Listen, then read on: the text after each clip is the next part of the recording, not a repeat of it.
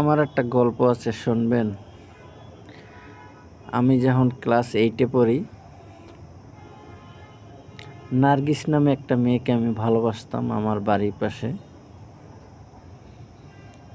আমার ভালোবাসাটা আসলে ছিল পবিত্র। 8 বছর রিলেশন করার পরেও কোনোদিন আমি তার শরীরে টাচ দিইনি, কেন আমার বিশ্বাস সে আমার সাথে বেইমানি করবে না। কিন্তু জানেন, সে আমার সাথে ঠিকই বেইমানি করছে।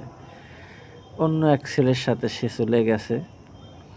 কিন্তু আমি আমার ভালোবাসাকে আমি সম্মান করি, রেসপেক্ট করি। আমি তার জন্য সারা জীবন দোয়া করি সে যেন ভালো থাকে। কিন্তু আমি তাকে সৎভাবেই ভালোবাসছিলাম, কিন্তু সে আমার সাথে বেইমানি করছে।